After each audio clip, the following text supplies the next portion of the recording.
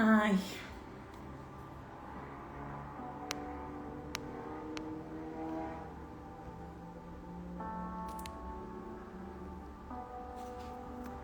Bora, meu povo. Bora ver se agora a gente consegue, né?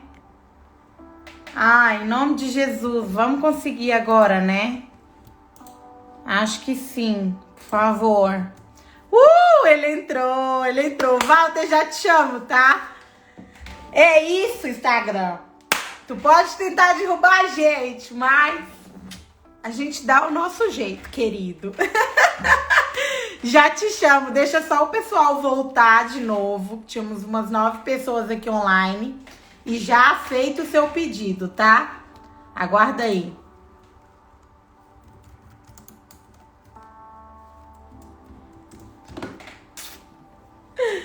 Obrigada, amiga. Eu acho que era isso mesmo. Não sei. Não tava aparecendo pra ele e pra um monte de gente que eu não tava ao vivo.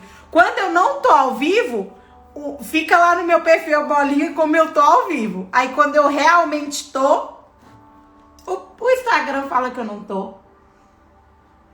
Bora enviar pro pessoal aí de novo. Encaminha aí, gente, de novo pro pessoal. Pra todo mundo ver que eu voltei pra live. Bora, ajuda aí que hoje o papo com esse cara vai ser top. E nunca é demais a gente saber sobre inteligência emocional. Nunca é demais nós estarmos ligados, né, gente? Ó, já fiz a minha parte. Enviei pra geral. Ai, falta só mais um. Pronto. Pronto. E bora lá também, né, gente? Que a gente vai começando, vai entrando gente, vai saindo gente. E o que importa é que quem tá aqui, tá aqui. E já volto, eu vou estudar. Vai lá, meu amor. Bora, Walter. Vou aceitar aqui.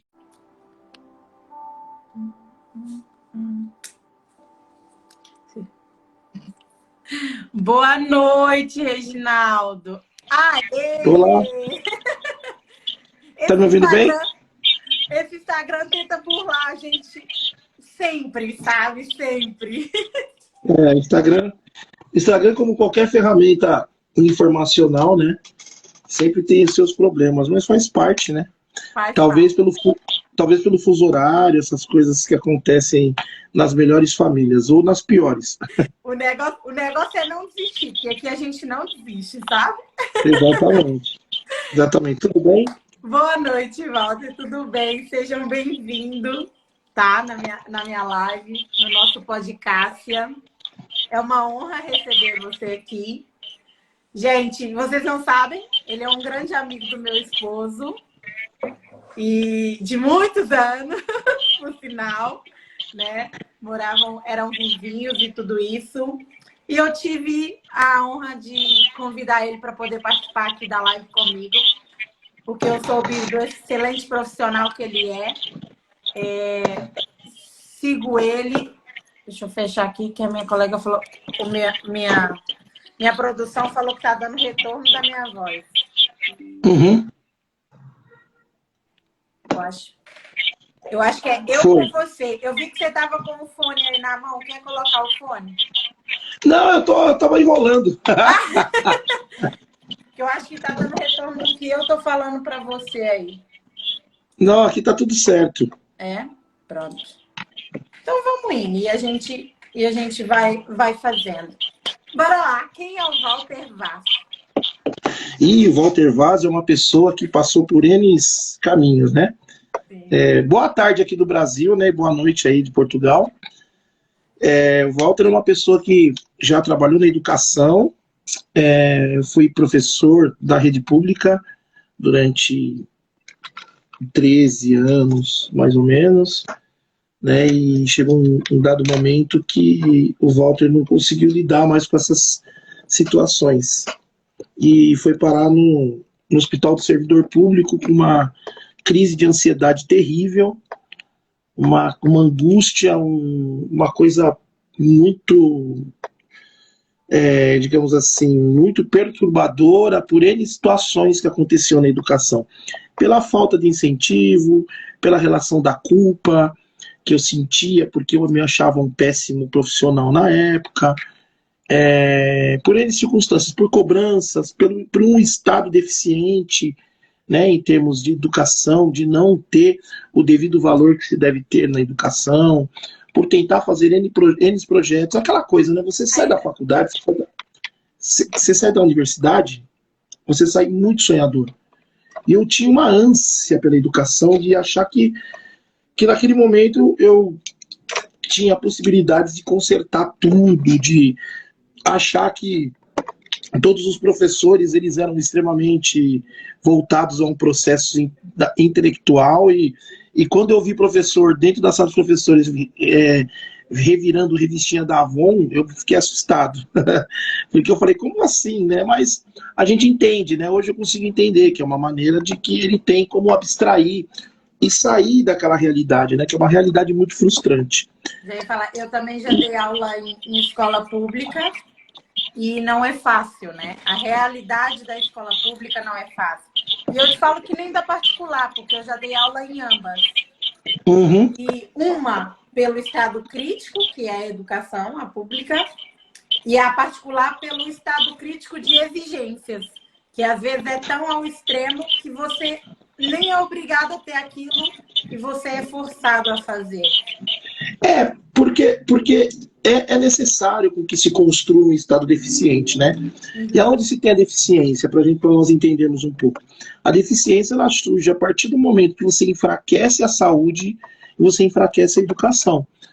Ou seja, quando você tem esses movimentos de enfraquecimento da educação, você cria um balcão de negócios em outra sistematização. Por exemplo, no Brasil, o que se dá muito dinheiro são os vestibulares, são as escolas particulares que entram nessa disputa da particularização, levando um sonho de uma boa educação. Qual que é a boa educação? É manter a criança o tempo todo dentro da sala de aula, e essa criança, logicamente, ela vai ter transtornos, que é aí que nós vamos até falar da questão da ansiedade. E aí você cria um monte de transtornos nas crianças e você cria espectros angustiantes no educador, porque ele é sempre cobrado, e na verdade ele não tem a satisfação nunca. Então ele fica à procura da realização dessa satisfação ao qual ele não encontra.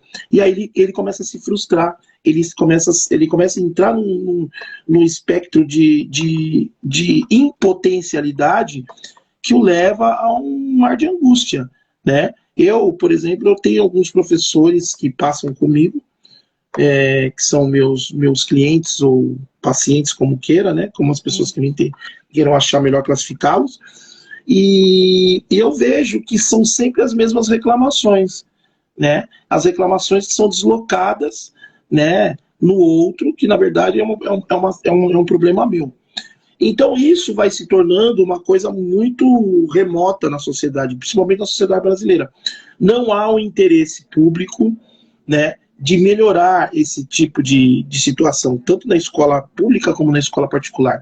Eu dei aula em escolas particulares, eu dei aula em algumas escolas que são consideradas as melhores escolas de São Paulo, que são privadas. Eu dei aula no Estado e dei aula na ETEC. Então eu passei por todos esses crivos, né, educacionais para tentar naquele momento me encaixar. Onde eu consigo enxergar isso? Por conta das terapias que eu fiz, enfim, que, como diz o Celton Mello, né, nós devemos fazer terapia o tempo todo, né? Ele fala que se ele tivesse dinheiro, ele gastaria tudo em terapia. E só te interrompendo um pouquinho, porque antes a terapia era coisa de louco, né? Só louco que faz.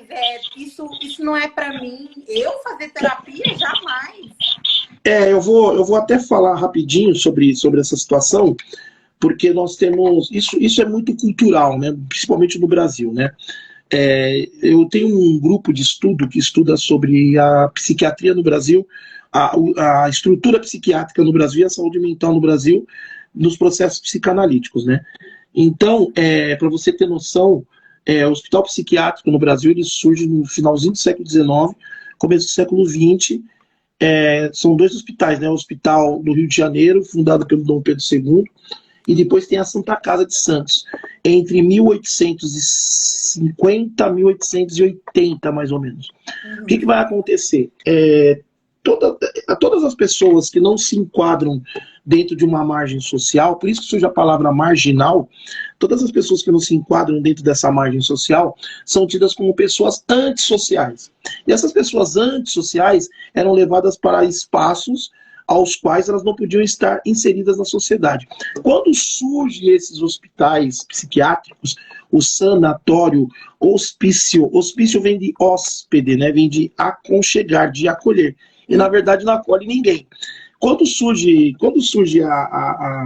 essa estrutura, né, hospitalar, que é uma cópia do Hospital de Bedlam, na Inglaterra, que é de 1300 e alguma coisa, que eu não me lembro agora, acho que é 1372, eu não me lembro muito bem. Que é a mesma estrutura que se tem aqui no Brasil. Todas as pessoas que eram consideradas fora da margem social eram levadas para esses lugares.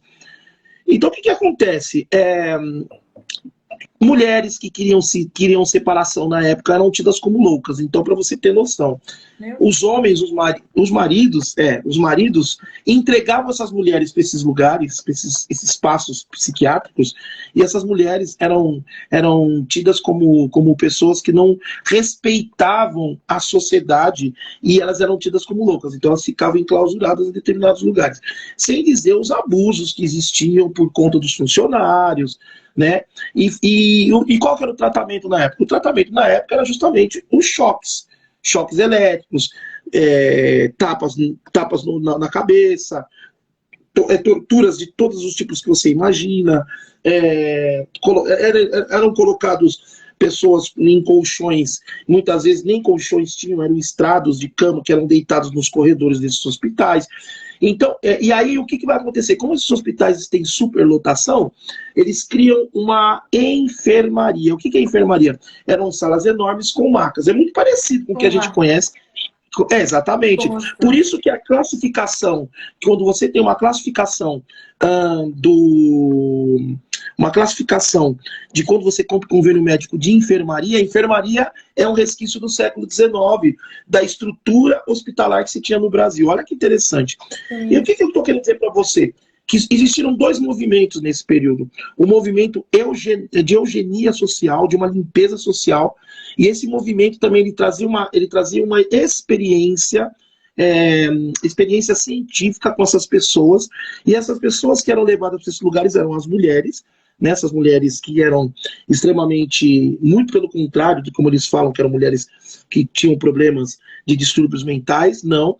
Pessoas pobres, né, as pessoas de classe tidas como pessoas pobres que não tinham onde morar, pessoas que não tinham onde se alimentar, e escravos.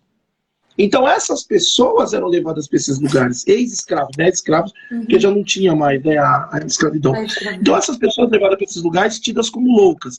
Então isso vai criando uma nomenclatura no Brasil de que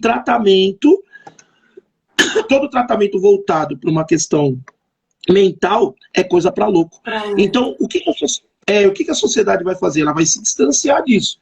A sociedade vai se distanciando dessa questão, e todo mundo que é levado para lá é de uma outra classe, não somente social, mas uma classe extremamente intelectualizada, entendeu?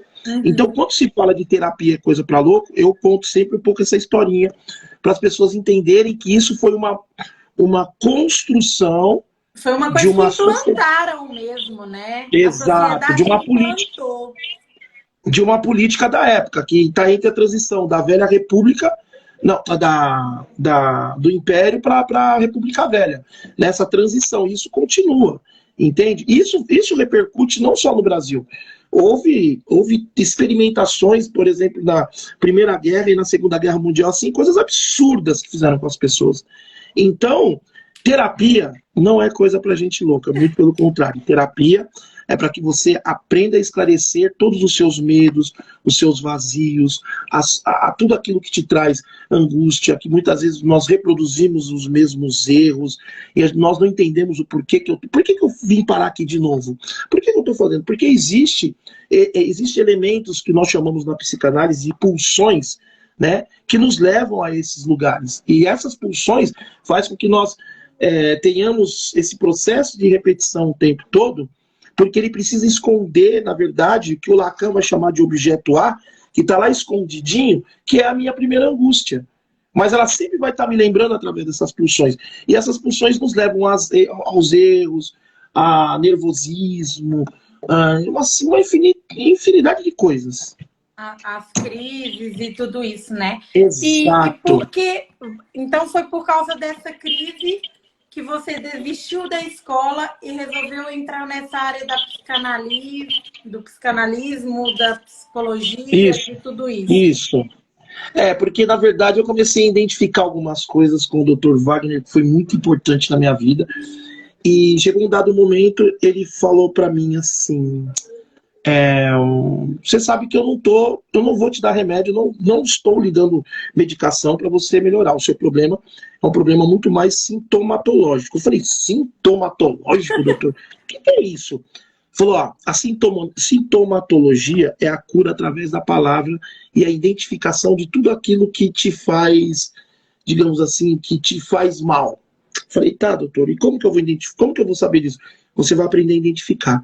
E todas as vezes que eu passava com esse doutor na terapia, eu ia identificando alguns medos, algumas repulsas, alguns processos de que eu não conseguia fazer as coisas que nós chamamos de castração. Uhum. E eu fui identificando tudo isso. E chegou um belo dia, eu perguntei para ele, eu gostaria de saber um pouco mais sobre esse negócio aí de psicanálise.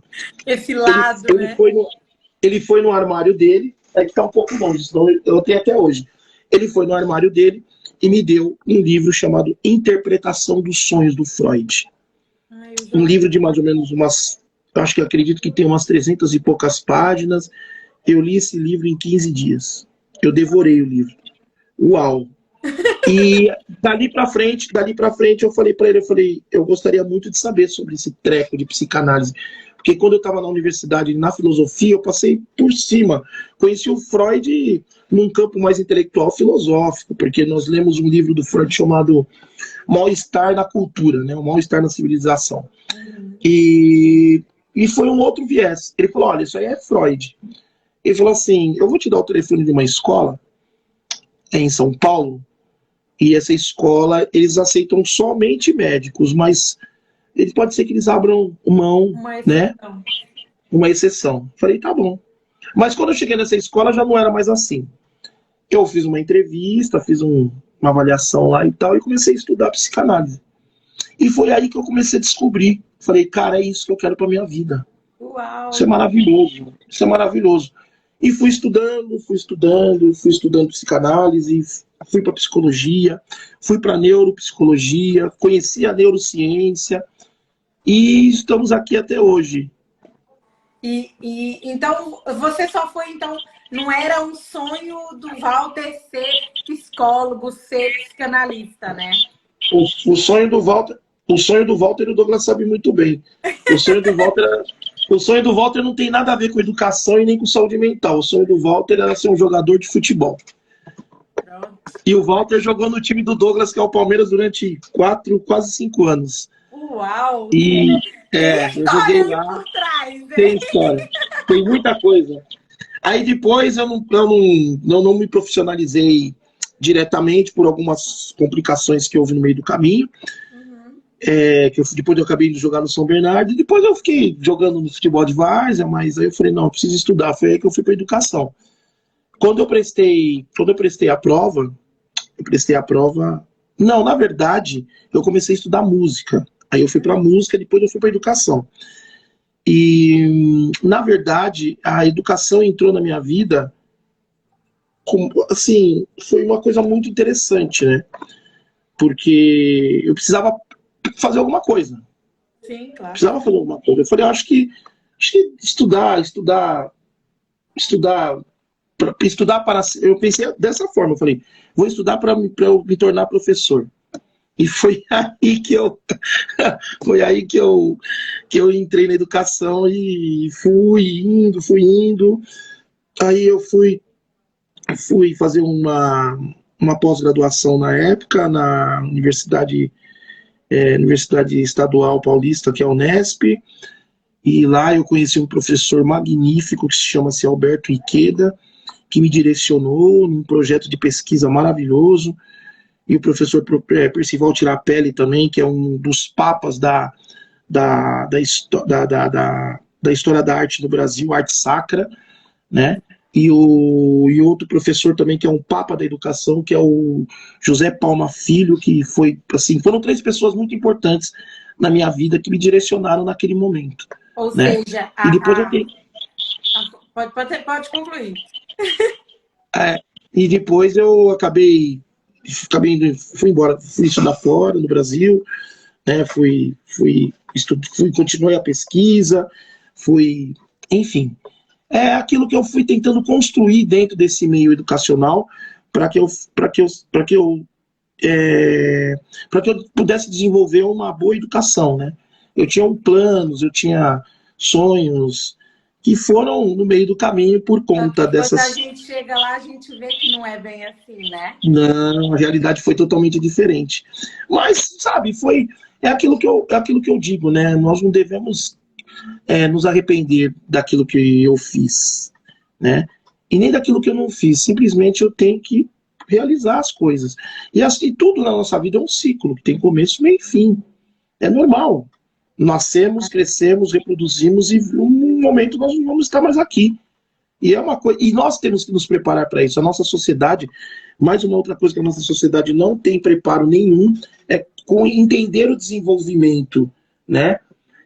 O desenvolvimento da vida, né? As pessoas não conseguem lidar muito com isso. Tanto que falar de morte é uma coisa muito chocante. Não quero falar disso. Porque eu me projeto nela, né? Então, eu me projetando nela, isso me faz mal. Mas eu tenho que entender que isso é uma coisa muito natural da vida, um ato que vai acontecer. Hoje nós estamos aqui, amanhã não. Com qualquer um. Então, a psicologia foi te buscar lá dentro da escola, então. Ela te levou ao extremo para você se apaixonar, né? Porque aí você começou a ir ao psicólogo. E daí veio o amor pela psicologia, né? O amor ligado muito mais à psicanálise, que foi o objeto primeiro, que eu costumo dizer, né? Aí as pessoas perguntam qual que é a diferença de uma, qual que é a diferença da outra. Eu não consigo ver diferença. Eu acho que existem abordagens. E aí cada um segue a sua. Tem abordagem. A psicanálise, na verdade, é uma ciência também, né? É uma ciência criada por Freud lá no século XIX, né? E que não trata somente da sexualidade, como as pessoas acham que é. E o Freud não é um viciado em cocaína, o Freud não era nóia, entendeu? Como muitas pessoas acham que foi, Freud não era nóia, Freud não foi viciado em cocaína. O Freud foi um gênio do século XIX para o século XX, um cara que escreveu uma obra incrível e que nos deixou essa obra até hoje, né? Que é uma obra, digamos assim, que abrange todas as ciências, que era a preocupação dele, por isso que ele falava que a psicanálise era livre, né, porque ela dialogava com todas as ciências, né, e te dá uma visão de mundo incrível, né, e a psicologia também. A psicologia, ela trata dessas questões, né, ela consegue dialogar clinicamente, né, com essas outras questões humanas, né. Então, estudar a saúde mental em si é muito gratificante. Assim também como eu respeito todas as outras terapias alternativas, desde que isso tenha um cunho muito mais voltado para a cura e que dialogue com essas ciências, né? A gente tem que respeitar, porque cada pessoa, cada um vai se adequar, vai se identificar com aquilo que acha bom para si. Existe o reiki, existe a auriculoterapia, existe cromoterapia, cristalterapia, então, e tantas outras, né? Hoje tem a constelação, né? E eu acho que as pessoas, cada um vai se adequando àquilo que faz bem para si. O importante é que as pessoas procurem a cura, né? A hipnose, né? O Freud, por exemplo, ele abandona a hipnose, né? Ele diz que a hipnose, no caso, a hipnose ela não tinha um certo efeito, porque ele falava que a hipnose, na verdade, ela estava dialogando com aquele objeto que está parado no seu inconsciente. Eu tenho uma outra opinião. Eu acho que o Freud abandonou a hipnose porque ele não conseguiu fazer o mesmo trabalho que ele conseguiu fazer no desenvolvimento da própria ciência psicanalítica. Então, Sim. ele não tinha tempo, acredito, né? Então, o que ele faz? Ele deixa de lado e continua desenvolvendo as outras ciências. A minha mentora está aqui na live, ela é apaixonada por Freud. Comenta aí, mentora. E ela é psicanalista também, né? Ela participou Que legal. comigo. E ela é apaixonada. Aí tu começou a falar de Freud, eu lembrei dela na hora. Que legal, que bom, que bom. Porque ela gosta muito. E ela baseia-se muito nisso, né? Ela usou essa parte da psicanálise de hipnose com o Douglas. E foi incrível, foi lindo. E foi um resultado maravilhoso que tivemos também. Então, eu a cada dia mais me apaixono mais pela psicologia, pela a saúde mental do ser humano. E é uma coisa de louco. São correntes, né? É como nós estamos falando, são correntes que vai fazendo com que você se apaixone cada vez mais. Então, dentro da própria psicanálise, existem outras correntes. Existe a corrente clariana, que é de Melanie Klein, né? Que trabalha muito mais, muito mais direcionada a uma clínica partindo do processo infantil, né? Na verdade, a Melanie, ela trabalha antes dessa infância, né? Eu acho que a Melanie, ela trabalha justamente na formação do indivíduo até como um espermatozoide mesmo. É aquilo que eu vejo da Melanie Klein, né? Aí nós temos o Winnicott, que trabalha os objetos transicionais, a suficiência da mãe e do pai, essa importância que se tem da mãe e do pai como um ser suficientemente bom, né? Nós também podemos falar da própria... podemos falar de François Doutor, que também vai trabalhar essa questão, essa construção. Aí nós temos vários, né? Tem os pós-freudianos, o Otto Rank, enfim, e tem o Lacan, né? Que é uma linha que eu sou muito... Assim, é uma linha que eu gosto muito, né? Que eu tenho muita proximidade. Tem a bioenergética de Reich, que hoje se fala em física quântica, mas o Wilhelm Reich já falava de física quântica através da potencialização do indivíduo. E essas potências, quando elas não são deliberadas, o indivíduo cria-se couraças no corpo, que são esses nódulozinhos que as pessoas, quando fazem massagem, sentem esses nódulozinhos no corpo. E ele fez uma análise, o Reich ele fez uma análise, por exemplo, uma análise do corpo do indivíduo, né? Então ele olha para o indivíduo, alguns traços que existem no nosso corpo, somente de rosto, quando ele fala da rigidez, né? Pessoa que é rígida. Então ele faz um trabalho, ele tem a caixa, ele tem uma caixa que ele trabalha, que ele coloca a pessoa dentro, enfim, tem umas coisas assim interessantíssimas, né? Interessantíssimas dentro da psicanálise. E na psicologia é a mesma coisa, né? Você tem a Gestalt, você tem a cognitiva comportamental, né? Você tem a linha humanista, que dialoga com a questão da fenomenologia e o existencialismo e tal. Então existem algumas correntes bem interessantes. A psicologia clínica, a psicologia do trabalho, né? Então existem as linhas, né? E cada um vai seguir a sua linha, cada um vai fazer aquilo que se identifica, na verdade, né? As pessoas se identificam com as linhas, né? Falando hoje da sociedade, da situação que nós vivemos, né? Tantas pessoas, eu acredito, você como profissional hoje dessa área de psicanalista, tantas pessoas que chegam reclamando, né? Dizendo, eu sofro de crise de ansiedade, eu tenho depressão, a minha família não me apoia. Eles problemas que trazem para si, né? Para você tentar resolver, mas só que na verdade o problema está dentro da própria pessoa e ela que não consegue enxergar, né? Como que a gente consegue trabalhar isso em si para pessoas, hoje eu não tenho condições de fazer, de ir ao psicólogo, de ter sessões com coach, psicanálise. O que eu posso fazer que me ajuda a estabilizar um pouco essas crises, a colocar o meu cérebro para funcionar como deve ser, sabe? Primeiro eu preciso aprender a contar até 3, porque todo processo de ansiedade é aquilo que eu disparo, digamos assim, a minha energia de uma forma muito acentuada. Por isso que eu tenho algumas características quando eu sou ansioso. A minha mão soa muito, eu tenho uma sensação de taquicardia, eu entro num processo desesperador de uma respiração muito ofegante. Então a primeira coisa que eu preciso identificar são essas características da própria ansiedade, né? Ansiedade, ânsia, né? Ânsia de vômito. O que é a ânsia de vômito? É aquele processo que eu tenho de uma flexão, né? Que vem de baixo para cima, de dentro para fora, que eu preciso soltar aquilo de qualquer maneira. A ansiedade é a mesma coisa. A ansiedade é como se fosse um processo que eu tive de proibição de fala ou de manifestação num determinado momento, e aquilo foi o quê? Recalcado, aquilo está lá atrás, aquilo está no meu registro, aquilo foi reprimido. E todas as vezes que eu tenho a necessidade de falar alguma coisa, eu tenho essa repressão, e eu não consigo, então aquilo fica numa ânsia que vai e volta. Então eu preciso aprender. Exato. E o que vai acontecer? Isso é uma energia. E essa energia, ela move no nosso organismo.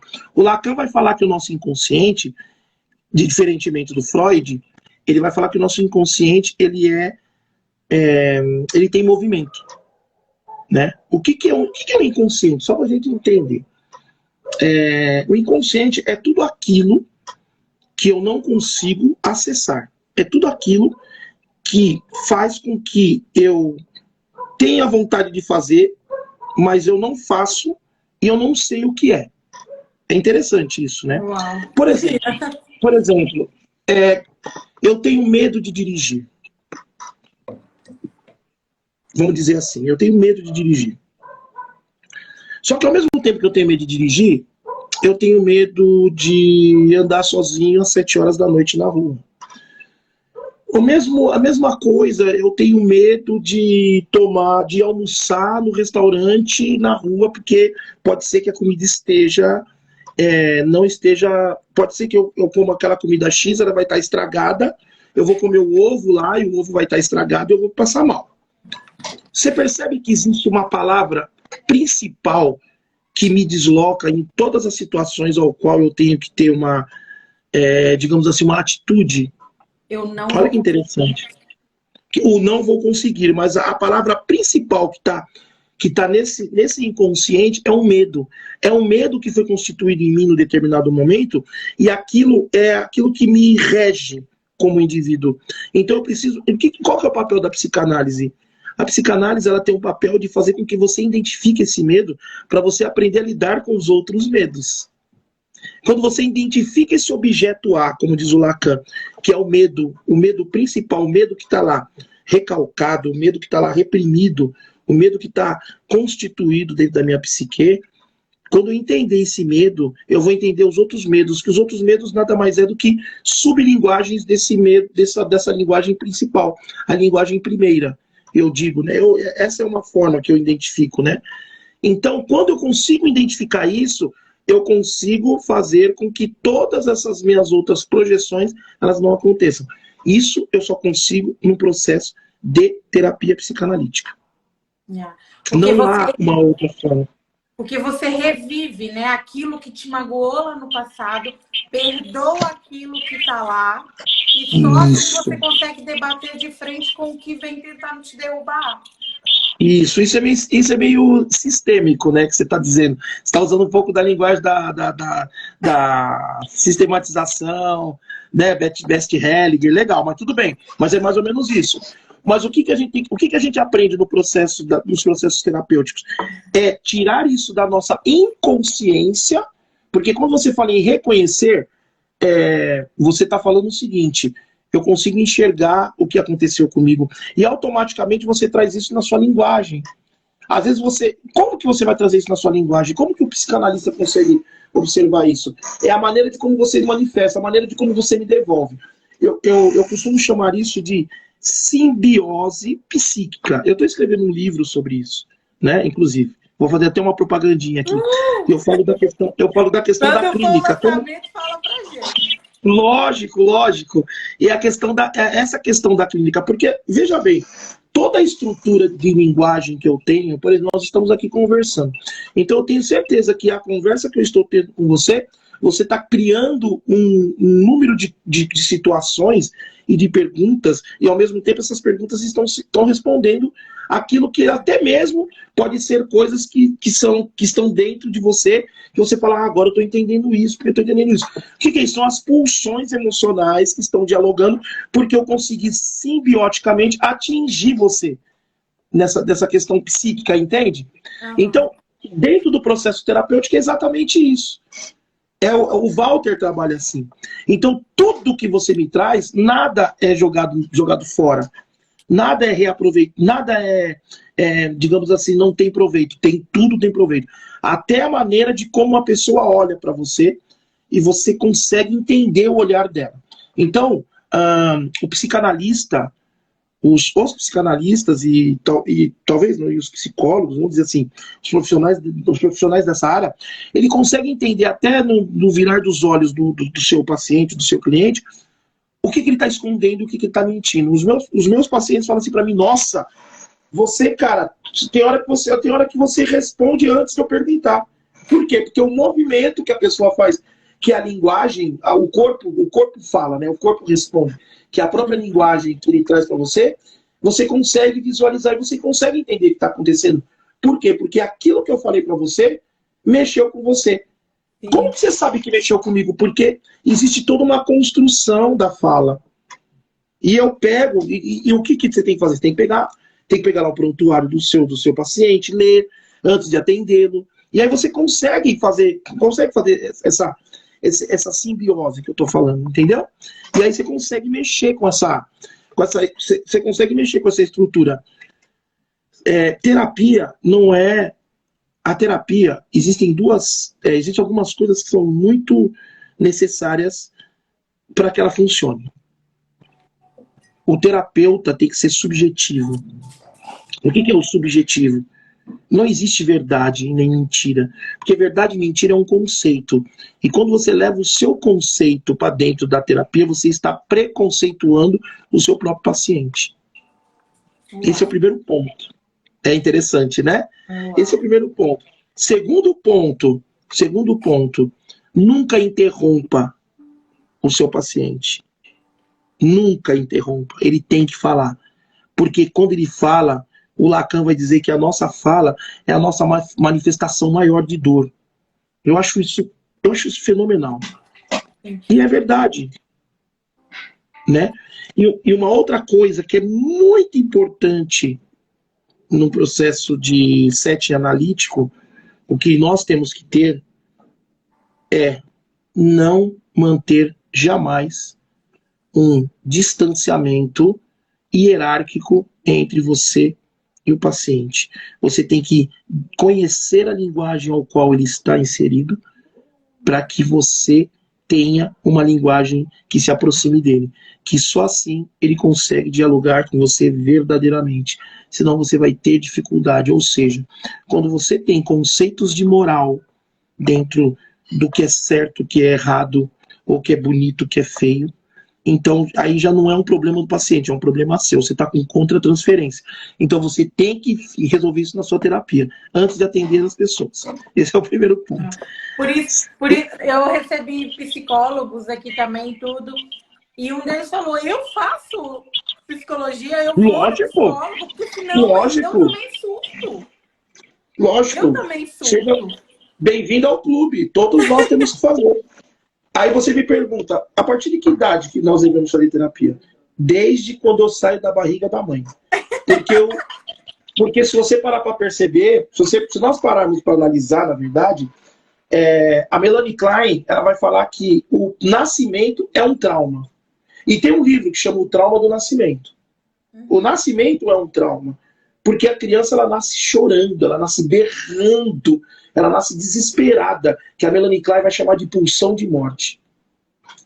E é isso mesmo. E aí nós carregamos isso o tempo todo, porque veja bem, você já parou para pensar, Cássia, quando você não é atendida naquilo que você deseja? O que você sente? Raiva. Você quer estourar um ódio. Então, essa é uma construção do trauma do nascimento. Isso vem desde das situações traumáticas do nascimento.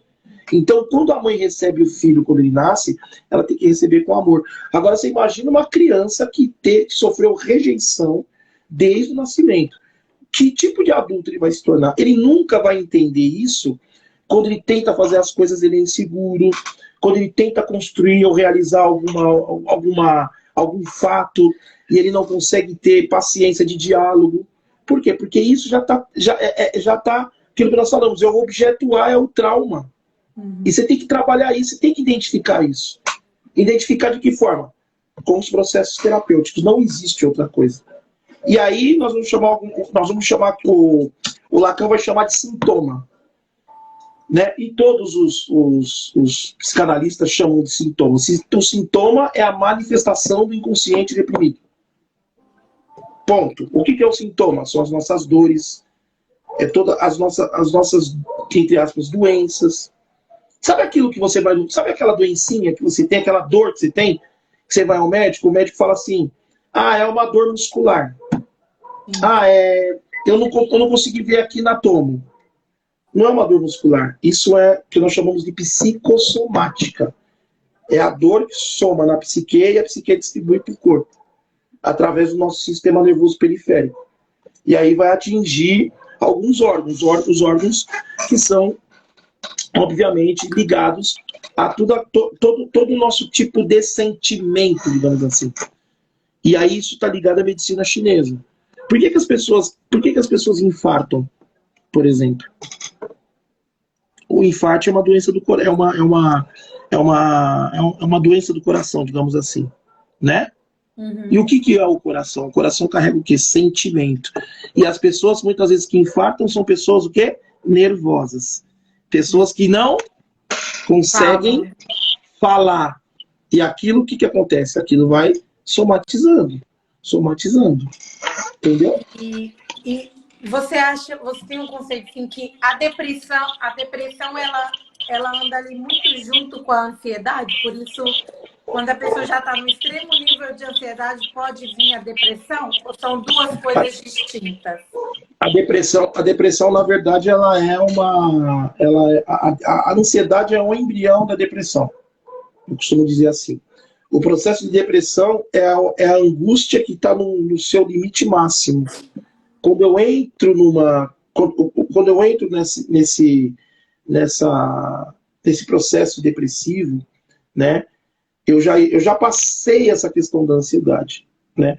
São um conjunto de angústias que vem de angus, né? É um conjunto de angústia, né? O que é angústia? É tudo aquilo que traz digamos assim, que traz uma insatisfação do desejo não realizado para a psicanálise. Ok? Tudo aquilo que eu vou tentar fazer que eu não realizo, eu me entristeço. Eu vou criando esse ângus. Eu vou ingerindo isso. Isso vai me fazendo mal.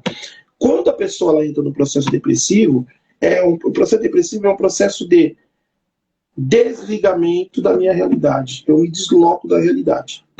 Quando eu me desloco da realidade, eu tento o quê? Eu tento procurar ou voltar para aquele lugar ao qual eu me sinto protegido. Por isso que as pessoas que sofrem de depressão, muitas vezes elas querem ficar trancadas no quarto escuro, que se correlaciona com a questão uterina, da barriga da mãe. Olha que interessante. Por quê? Porque a pessoa fica numa posição curvada na cama. A posição curvada na cama é a posição fetal. E é extremamente escuro, né? Que é também extremamente escuro. Exato, é um ambiente escuro. Então, inconscientemente, os processos dessa angústia elevada que leva ao processo depressivo faz com que eu queira voltar para o lugar seguro, que é a barriga da mãe. Porque ali eu estou protegido. Entendeu? E aí eu fico o tempo todo procurando isso, mas eu não sei o porquê que eu quero ficar assim. Eu não consigo enxergar nada. Eu não tenho força para levantar daqui, né? Eu não consigo, eu não tenho o porquê levantar daqui. E aí nós chamamos essa posição de posição esquizoparanoide. É uma posição mesmo quase que fetal, que nem você falou. É o feto. A pessoa se curva toda. E aí, qual que é o papel do analista? Como é que você está dormindo? Está dormindo bem? E a pessoa vai começar a te contar. E todas as pessoas que estão com problemas de depressão, com problemas de ansiedade, essas pessoas, elas têm esse movimento rígido dos ombros. Elas curvam os ombros para frente, curva a cabeça. Sempre acanhado, né? Muito, muito. Como se ele quisesse entrar dentro dele. Eu tive uma paciente que eu tirei ela da depressão, né? Sem remédio. Glória a Deus. Meu marido também saiu sem remédio. Sem remédio. E ela se abraçava. Ela ficava assim, o tempo todo na terapia. E ficava fazendo esse movimento. Obviamente que ela entrou num processo depressivo por conta da perda do pai. E essa perda do pai levou ela a se abraçar, porque ela lembra que todas as vezes que ela corria perigo, ou que ela se sentia abandonada, o que acontecia? O pai abraçava. E ela não tinha mais o abraço do pai. E aí, quando ela começou a entender isso, ela começou a sair da depressão. Por quê? Porque nós fomos buscar no inconsciente essa questão. E aí nós começamos a trabalhar o quê? Aquilo que nós chamamos do luto. Trabalhar o luto. A pessoa precisa compreender o luto. Aquela fala que eu falei para você que nós nascemos, morremos, eu usei essa frase. Nós não somos eternos. Uma hora nós vamos embora. E tá tudo certo. E temos que entender isso. E transformar aquilo que nós chamamos de saudade, aquilo que nós chamamos de tristeza, em lembranças. O que eu trago? As boas lembranças, os ensinamentos. Olha a pessoa que eu me tornei. Olha como eu sou. Então, todos esses processos estão muito ligados a essas questões, né? A ansiedade é aquilo que, né, aquele processo de eu preciso falar. A angústia, ela está dentro daquilo que eu tenho como proposta de linhas de ensino. A angústia é a construção de tudo isso que me leva à ansiedade. Ela volta e fica nesse meio dialogando entre a ansiedade e a própria depressão. Porque a angústia é o conjunto de desejos não realizados. São as coisas que não se realizam nesse espectro e que me levam para esse lugar. Entendeu? Uau! vai dando uns bug aqui na mente, assim, sabe? Exato. E como que a pessoa consegue, Walter, vivendo nessa conturbação e tudo isso, pegar essa situação negativa e transformar ela no positivo? Olha, como eu falei para você, dificilmente uma pessoa consegue entender que ela precisa ser atendida por um profissional, né, da área da saúde. Eu, por exemplo, como deu para perceber que eu tenho uma professora, tive como professora, hoje ela é uma pessoa muito querida e uma pessoa que eu faço parte da equipe dela, do Instituto Alma e Coração, que é a professora Valquíria Pinto, que eu costumo chamar de minha mestra, né? E ela que me preparou, eu tenho muito orgulho de ter sido aluno dela, tenho muito orgulho de trabalhar com ela, e tenho muito orgulho da pessoa que ela é, do profissional incrível que ela é, e que ela me transformou nesse profissional também, né? Ela falava assim para mim, ela falava assim, você é uma pessoa que vai trabalhar com a clínica pesada. O que é clínica pesada? As clínicas, a clínica crônica, né, digamos assim, das pessoas que têm dificuldades de compreensão de uma série de coisas e que já estão com sintomas, né, já são laudados. Né, eu trabalho com esquizofrênicos, eu trabalho psicóticos, com pessoas que têm depressão, pessoas que têm crise de ansiedade. Trabalhei muito com burnout. Burnout, principalmente na pandemia, muitos profissionais da área da saúde tiveram a crise de burnout e eu atendi alguns profissionais da área da saúde. Então ela fala que minha clínica é uma clínica pesada. Então quando tem, ela fala assim, quando tem uma pessoa que está numa situação muito, digamos assim, que está nessa situação de quase não encontro uma saída, ela fala assim, peraí que eu vou te dar o telefone de uma pessoa e você vai lá e liga para ele que eu sei que ele vai resolver o seu problema.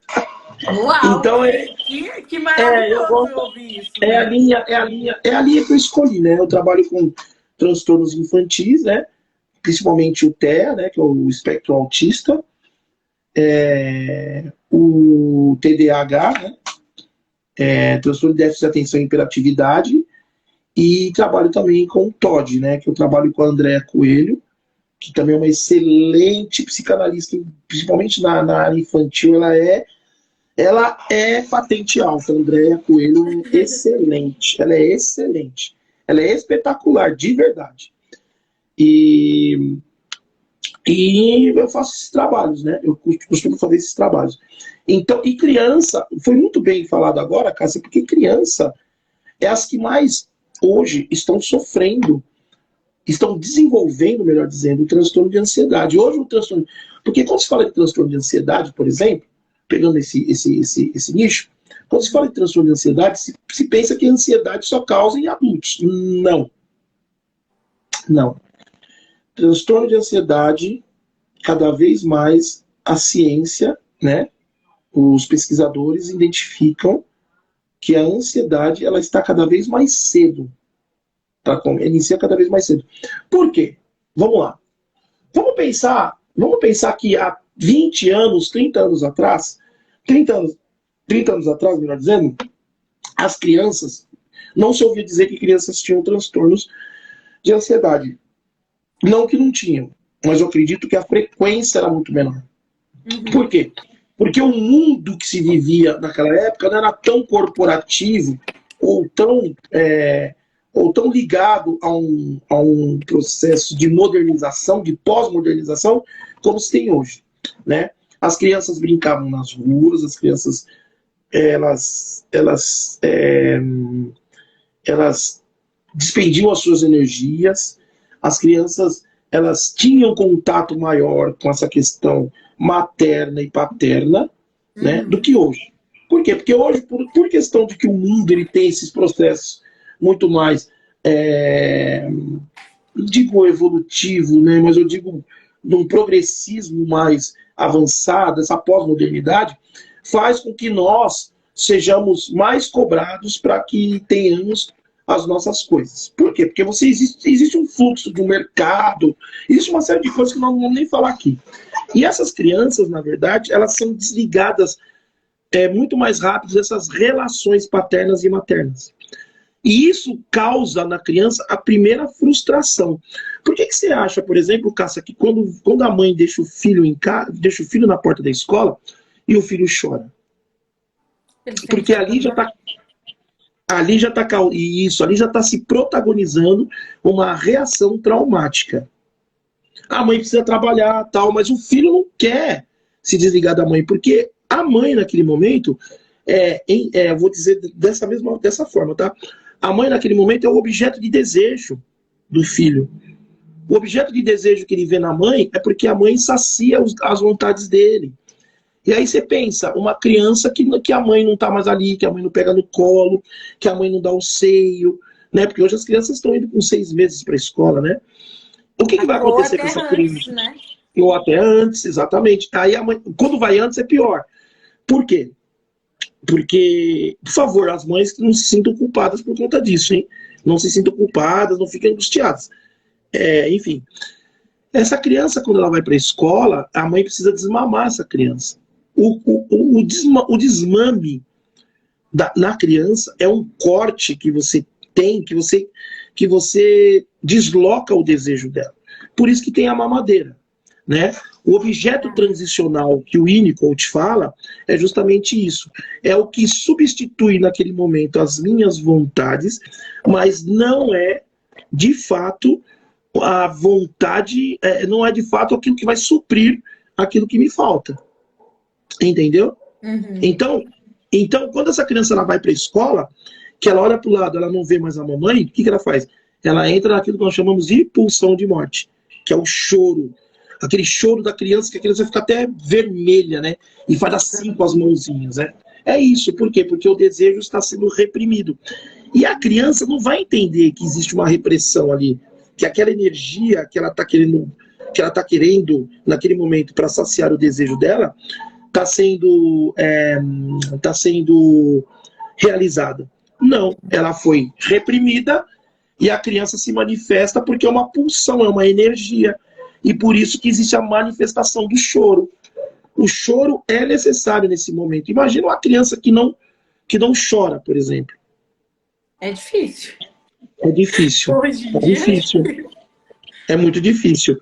E existem outras coisas, tá? Que uma outra hora nós podemos falar aqui sobre infantilidade, que vai ser bem legal. Mas existem outras coisas, porque a criança também, quando ela percebe que ela é atendida o tempo todo, ela vai chantagear a mãe inconscientemente. A chantagem nós conhecemos por conta das nossas construções quanto adultos. Mas a criança não. A criança quer ser atendida. A criança é puro id, que nós falamos. O que é o id? O id é nossas vontades. Então você imagina, essa criança está indo para a escola, a vontade dela foi suprimida e ela não encontra a mãe naquele momento, ela vai ficar o tempo todo procurando a mãe. Depois que ela vai se familiarizar com as outras crianças, e aí ela entende que existe lá uma outra pessoa que se correlaciona com a mãe, que é a professora, e ela quer o quê? A atenção da professora o tempo todo. Por isso que tem crianças que não saem do colo da professora, por exemplo. Não aceita dividir, né? Não entende. Não aceita dividir. Exatamente. Você entende? Por isso que as crianças se apegam muito. Todo tempo todo puxa a calça da professora, a blusa. Professora, ô tia. E aí essa criança chega em casa, que é a primeira, que eu digo que é a frustração primária da mãe. Quando essa criança chama a mãe de tia. Quando ela chama a mãe de tia, ela está relacionando essa tia que cuida de mim com a minha mãe também que cuida. E aí vem a dúvida na criança, sabe? Será que é a mamãe? Não é a mamãe? Mãe, minha tia, sim. Exato. Quem é que cuida de mim? E aí a criança vai entender depois, vai relacionar isso com o tempo, né? Ela vai entender isso, que ela vai captar essas imagens, ela vai entender tudo isso como objeto e ela vai operacionalizar isso, como diz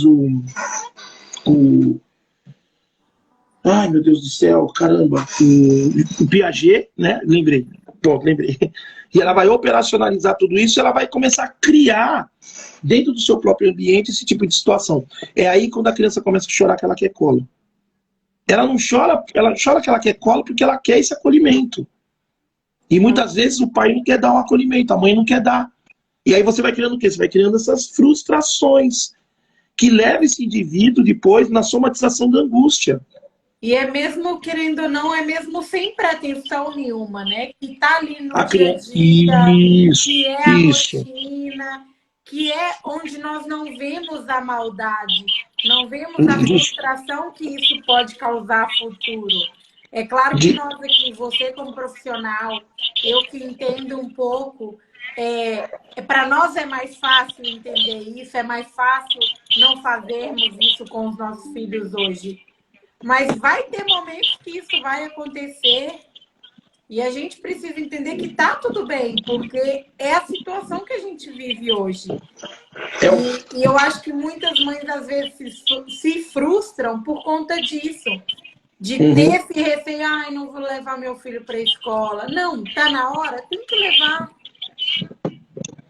Porque, na verdade, é muito interessante você estar falando, porque, na verdade, nós temos muita dificuldade de falar não. Hoje eu fiz um vídeo, não sei se você viu, que eu falei da questão de que... não existe o talvez. Ou é sim ou é não. Você tem que... Não existe o talvez. Será que eu levo ele para a escola hoje? Não, você tem que levar ele para a escola hoje. E ele tem que entender naquele momento que é o momento dele na escola. Mas aí você vai falar, pô, mas você não acabou de falar agora a respeito da frustração infantil? Sim, mas a frustração infantil, ela só é dada porque não existe o quê? Um preparo.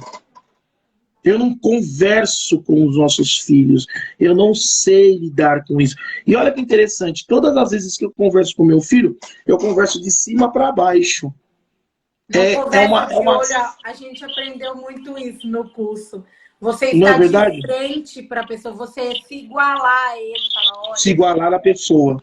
a mamãe vai te levar para um lugar onde você vai ser bem acolhido, você vai aprender, Isso. você vai ficar inteligente, enquanto a mamãe trabalha para ganhar dinheiro. E depois, quando a Isso. gente voltar para casa, a gente vai ficar junto de novo.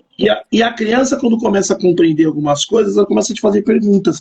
Porque as crianças não conhecem, elas não conhecem as nomenclaturas, elas entendem tudo como objeto. Tanto que ela não vê a mãe como mamãe. Ela só vai reproduzir a palavra mamã, mamãe, mamã, mamã, né? Eu estou falando das fases de meses da criança. Sim. Ela só vai reproduzir isso quando ela começar a compreender que a própria mamãe fala que ela é a mamãe. Sim. Ai, vem cá com a mamãe, fica aqui no colo da mamãe. Então ele relaciona aquela pessoa que ele está vendo, que na verdade nada mais é do que um objeto que sacia os desejos dela. A criança não fala, a criança não entende até então. Ela compreende, depois ela relaciona, melhor dizendo. Ela vai relacionar que a palavra mamã é aquela pessoa que dá carinho, que dá amor, que dá afeto, que dá, né? Aí você fala assim, Walter, mas e as pessoas que têm conflitos e que não teve a mãe? Mas ela teve um ou outro objeto que substituiu a mãe. Substituiu a mãe. Ou um pai, ou uma avó, um irmão, um tio. Exatamente. Alguém fez esse papel da mãe, né? Alguém fez esse papel. Então, quando ele começa a entender que existe tudo está ligado a um objeto, e esses objetos podem ser desejantes ou não desejantes, frustrantes ou não frustrantes, frustrantes ou satisfatórios. Quando ele começa a entender isso, ele começa a registrar essas situações, e por isso que nós vamos criando aquilo que a gente chama de eu gosto tanto do amarelo, eu gosto tanto daquela blusa X, eu gosto tanto do fone de ouvido, eu gosto tanto do relógio. O que eu estou fazendo? Eu estou criando mecanismos que existe alguma coisa nesses objetos que me remete a um objeto de prazer anterior. Então, entendeu? a gente pode dizer que, não vou colocar 100%, tá? Se for 100%, você como profissional diz. Mas que 60% da população hoje que sofre de ansiedade, que sofre depressão, são coisas retidas desde lá da infância, né? Na maioria das vezes, sim. Mas isso está ligado ao desejo não realizado. Aquilo que não me realiza, aquilo me frustra. Então, são desejos não realizados que me deixam frustrado. Entendeu? Sim. E essas frustrações... Agora muita coisa faz sentido aqui, sabe? Que bom! Que a gente vai lembrando... Porque, assim, eu falo muito, o Central não tem problema com isso hoje, graças a Deus, mas vai me lembrando muito da fase que eu vivia com ele, dessa fase da depressão, porque foi logo no começo da nossa relação. Então, assim, hoje eu consigo entender que muitas coisas que levou ele a isso foi frustrações dele não ter conseguido alcançar o que ele veio alcançar. Exatamente. Então, quando ele entendeu que, ei, pera lá, não é assim... E eu fui tentando ajudar da minha melhor forma, ele voltou a ser quem ele era de novo. E aí o interessante de tudo isso que você está falando, Cássia, é porque nós, muitas vezes, quando não realizo aquilo que me satisfaz, eu vou buscar outras questões dentro dessas possibilidades. Ou seja, eu vou buscar outras associações que me dão impressão de prazer. Por exemplo, os adictos, né?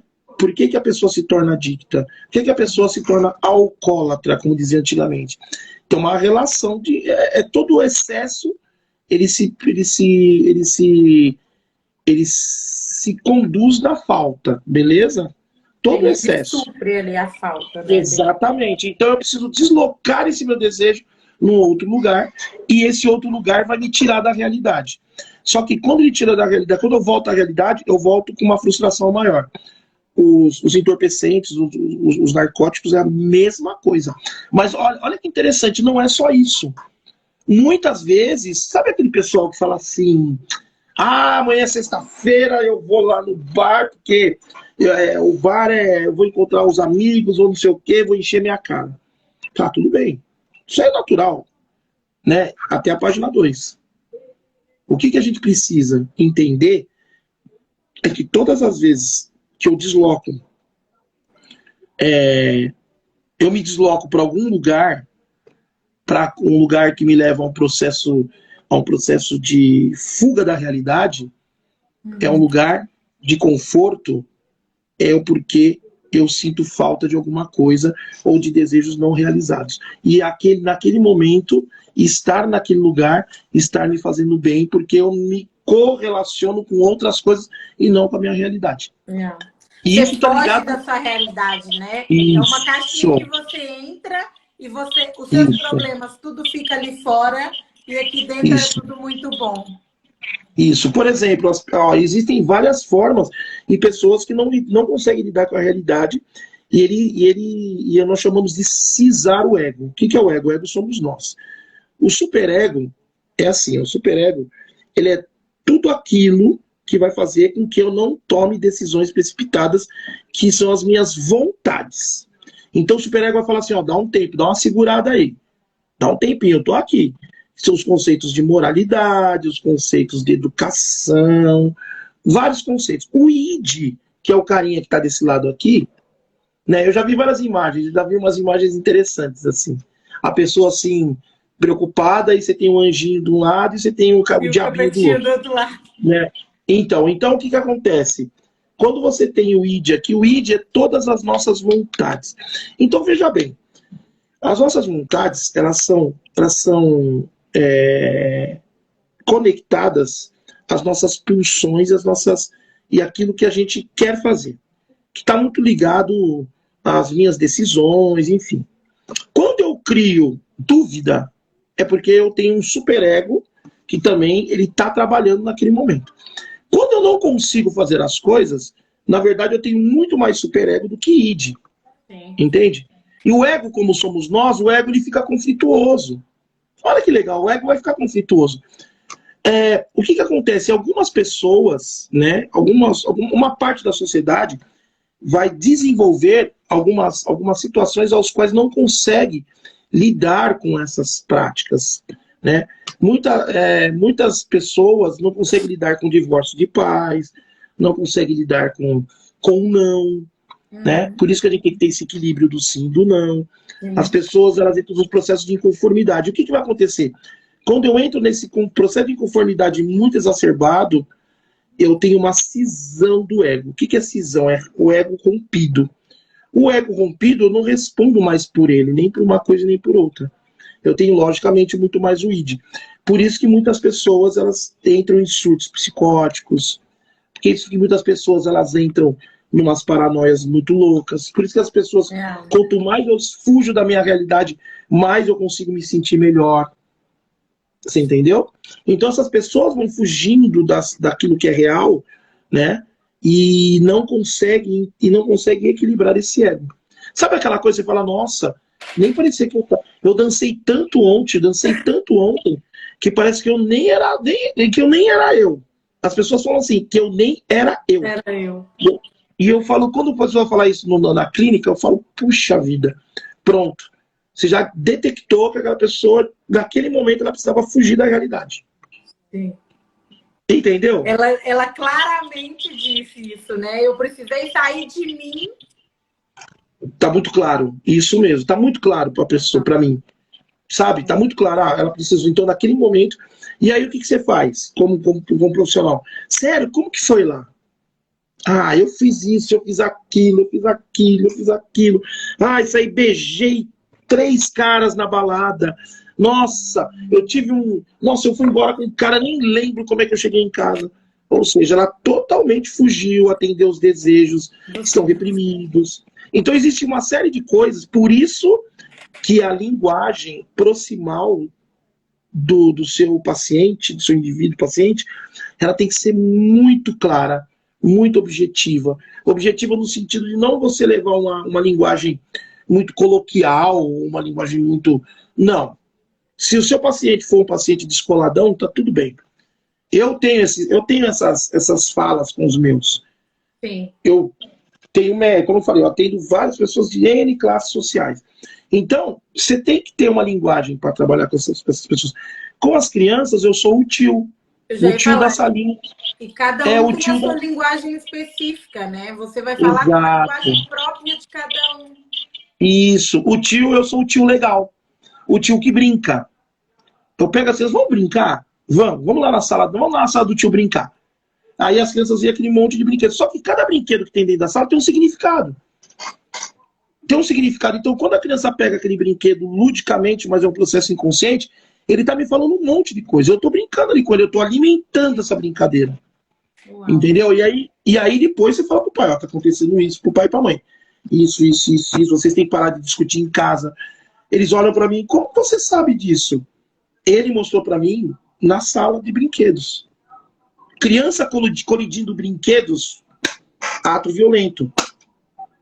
Parece que é uma coisa simples, mas ele tá repetindo, verdade, aquilo que ele vê em casa.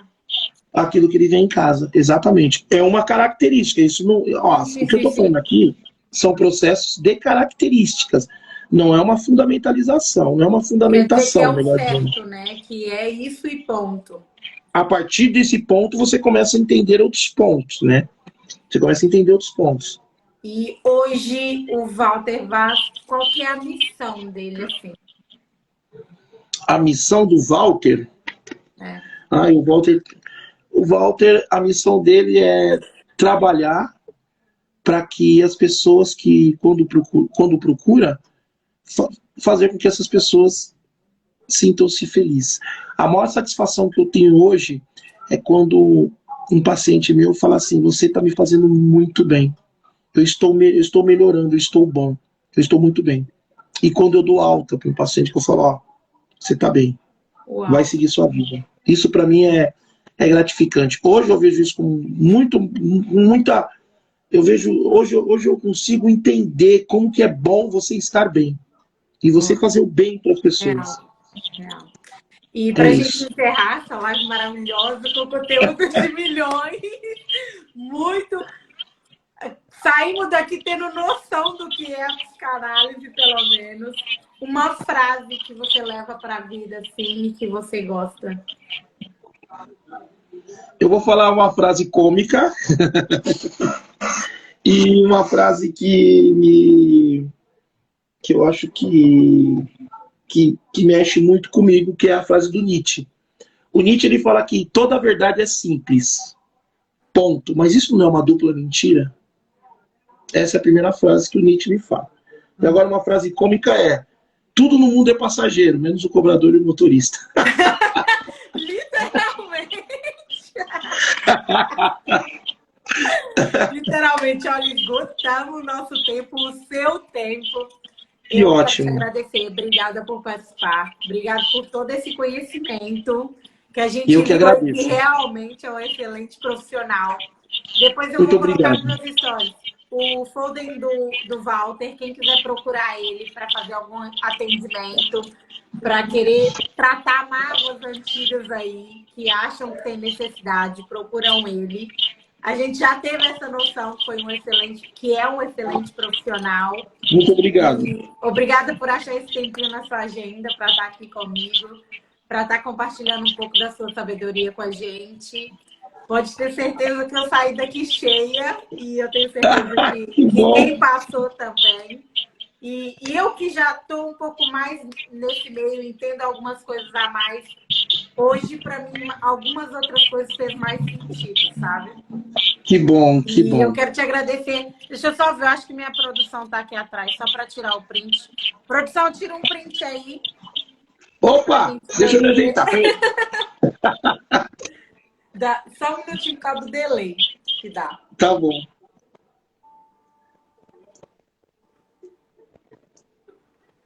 Já, acho que foi. Acho que Walter, foi legal. obrigada, viu? Obrigada por ficar esse tempo aqui com a gente.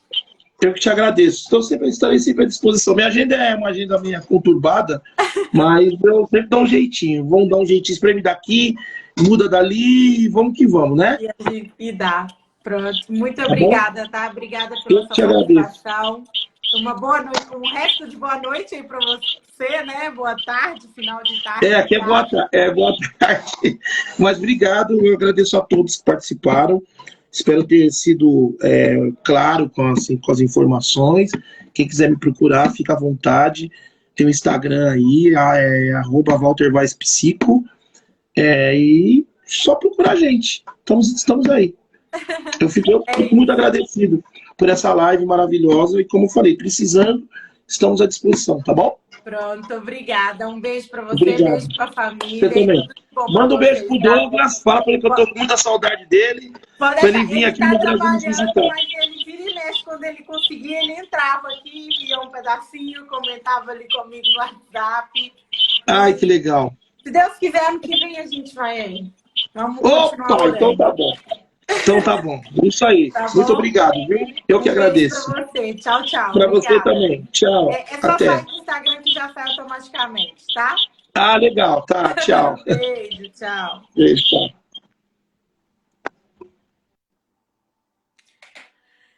Então, minhas pupilas, nossa, hoje extrapolamos. Mas pronto, que live, que conhecimento que esse homem entregou aqui hoje. A psicanálise é coisa de louco, gente. Tô brincando. É um caminho extraordinário. E que conhecimento o Walter tem. Para mim é maravilhoso ficar escutando, e se deixar eu esqueço da hora e fico escutando.